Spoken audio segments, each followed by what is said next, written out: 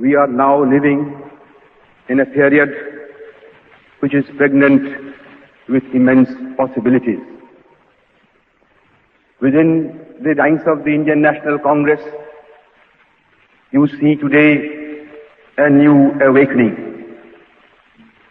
The lethargy, the depression, the political slump which followed the great upheaval of the years 1930 and 1932 are no longer in existence. Instead, we find everywhere confidence, hope and courage. Outside India, the international situation appears to be favorable to India and her cause. I ask you, are you going to sit down with folded arms while this opportunity is present before your very eyes? I am sure you will not. This is an opportunity which is rare in the history of a nation.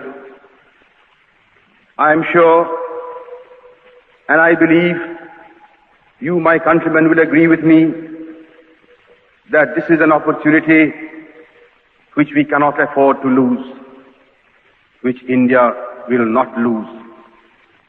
I therefore appeal to you to rally round the banner of the Indian National Congress, which is the banner of freedom.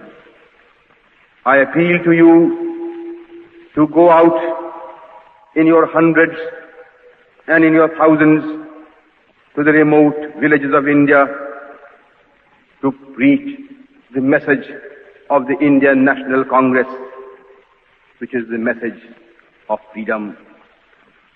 And I appeal to you to so organize and discipline yourselves as to make yourselves worthy of participating in this great struggle for freedom. Every commodity in this world has its price. So also has freedom. I appeal to you to be ready to pay the price of freedom, which is service and suffering. Friends, I would beg of you to remember the part which youths and particularly students have played in the freedom movement in other countries in Europe as well as in Asia.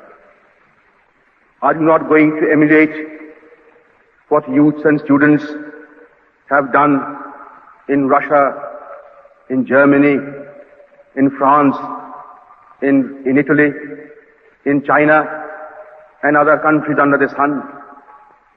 I am sure you will live up to their example and even improve upon it. I would also beg of you to remember what Mother India expects of you. In addressing this appeal to you through the Young India Records, I feel emboldened at the part which you have already played in the national struggle during the last few decades.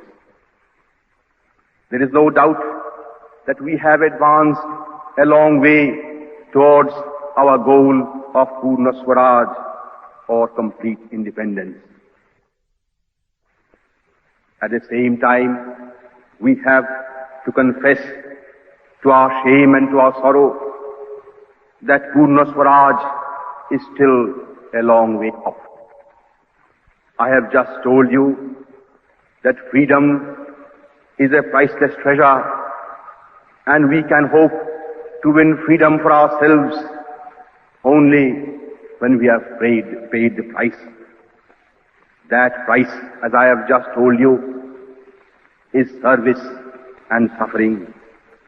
I therefore appeal to you to be ready, to be prepared for the utmost service and for the maximum sacrifice in the cause of India's emancipation.